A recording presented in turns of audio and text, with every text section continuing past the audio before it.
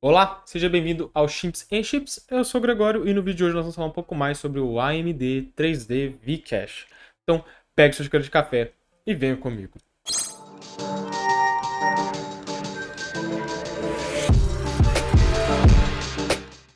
Mas antes de começar o vídeo, eu quero convidar você a participar lá do nosso servidor no Discord. Vai lá, vamos interagir um pouco, conversar sobre esse assunto. A gente fala sobre arquitetura de hardware, arquitetura de software, programação, dá uma zoada de vez em quando. Então, entra lá, o link está na descrição.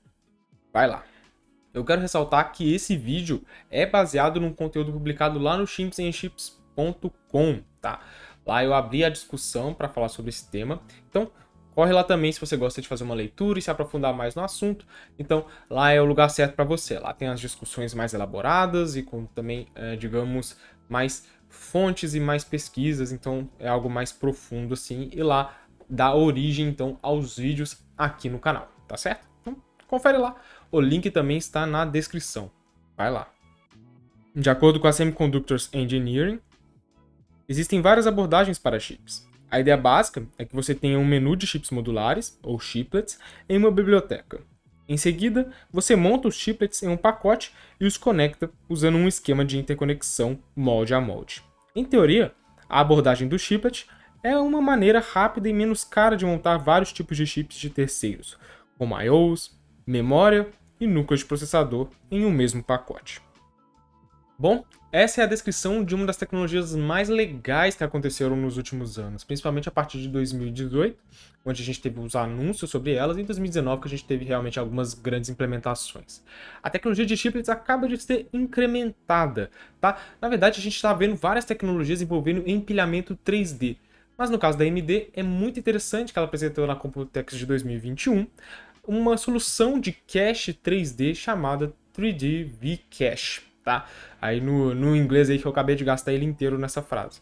Mas enfim, a ideia por trás é que você consegue ampliar drasticamente a quantidade de cache, empilhando, fazendo pilha de matrizes de cache para os núcleos, tá? Cada núcleo acaba tendo então um bloco de cache que é empilhado de forma 3D, como se fossem folhas mesmo, de memória. Isso aí é muito bacana. E a ideia é que isso pode ser expandido cada vez mais a depender de como são as possibilidades de empilhamento. Ou seja, quanto mais você empilha, mais você consegue cache. E na realidade, isso pode ser feito também para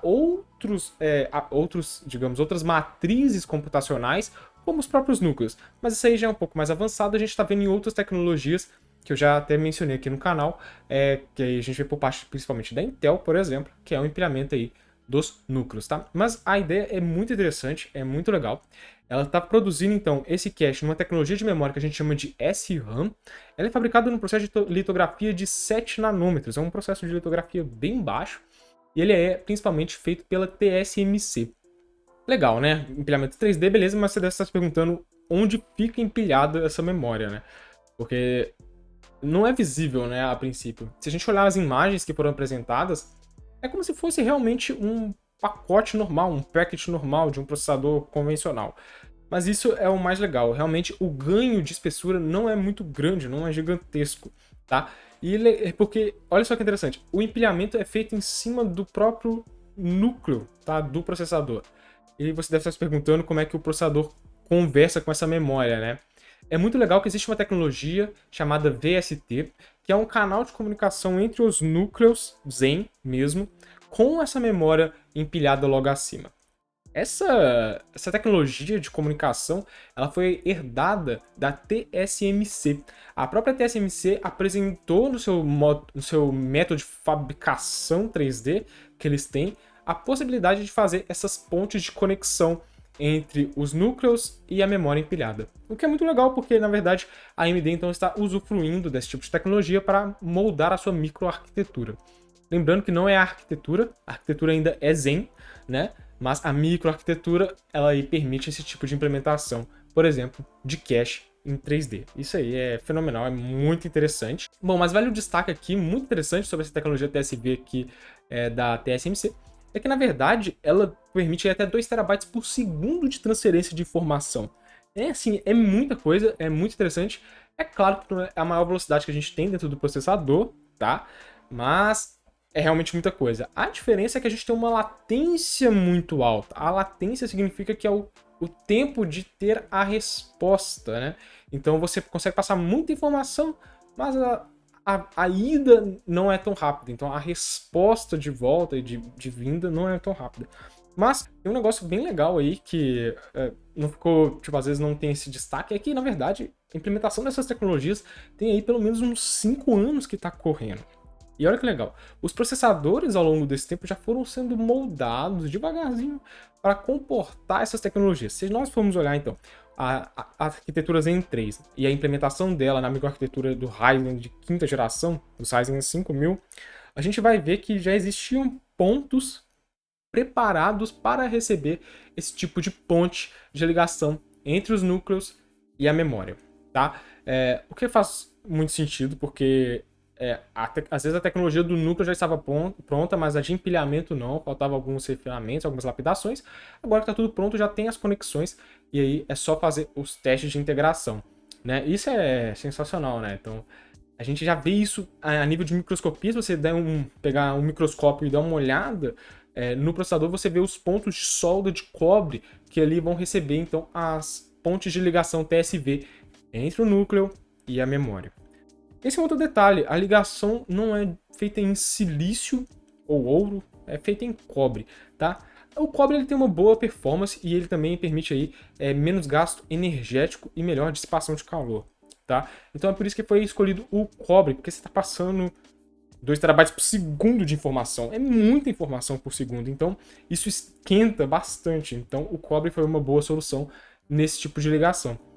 Então a gente vê aí que tem bastante mescla de materiais também, a engenharia de materiais aí, que vai saber falar melhor a utilidade, por exemplo, do cobre nessas condições ou de outro material, né? Então isso é bem legal aí, já não é comigo, com cientistas aí e engenheiros de materiais, né? Mas é sensacional, é muito bacana. E tem um ponto aí que é muito legal também, que é falar sobre o porquê de tanto cache e para que tanto cache, né? É porque existe uma lenda de que às vezes o cache ele é para cobrir as lacunas, né? Digamos, quando um processador não é bom, geralmente a empresa investe no cache, né? Porque aí você tem mais informação perto do processador e compensa a lentidão dele, né? Isso foi feito durante muito tempo, a gente vê principalmente lá nos FX. Os FX tinham bastante memória cache, tá? Só que nesse caso começa a ser um pouco distinto da situação que a gente tinha, por exemplo, nos bulldozers, né? Os excavators e etc, né? Aqui, inclusive tem vídeo aqui no canal sobre a arquitetura bulldozer para você entender um pouquinho mais sobre por que a arquitetura bulldozer ela é diferente e não entregava tanto desempenho. Então, confere esse vídeo, é bem legal. Mas a essência mesmo é que aqui a gente está aumentando drasticamente a quantidade de núcleos por processador. Então, na verdade, quando você amplia o cache, é exatamente para garantir aí que você tenha dados disponíveis para todos os processadores de forma igual, né? E permitir aí que você consiga ter mecanismos para garantir a coerência dessas informações. Então você precisa de mais cache para manter os dados coerentes também, tá? Então isso aí é importante. Boa parte desse cache é para manter a coerência dos dados, né? E garantir a validação de informações e tudo mais. Mas é realmente fenomenal você poder ver essa parte de empilhamento 3D. Já tem vídeo aqui no canal, vou deixar na descrição, tá? No card também. Enfim, podemos esperar bastante coisa. Claro que vai demorar um pouco, tá um pouco longe, né? Então as coisas vão bem devagar. Começa com o cache, que já é algo um pouco mais fácil, né? Você consegue empilhar com mais facilidade esse tipo de cache, né? De memória, SRAM e tudo mais. E devagar a gente vai avançando. Mas é fenomenal a gente já ter isso no mercado, né? Para o mercado doméstico. Ou seja, a gente já vai poder comprar um processador que tem o processo de manufatura com empilhamento 3D, né? É fenomenal, é fantástico. E, é claro, lembrar aí do ganho de performance em jogos, né? Para quem gosta de jogar, realmente fenomenal. Aí a gente está esperando um aumento aí de mais ou menos 12% de performance, 12 a 15% de performance, aumentando aí a quantidade de cache, né? Sem mudar a arquitetura. A arquitetura mantém-se, então, a Zen 3, né? É bem legal, bem interessante. Bom, eu vou ficando por aqui. Espero te ver no próximo vídeo.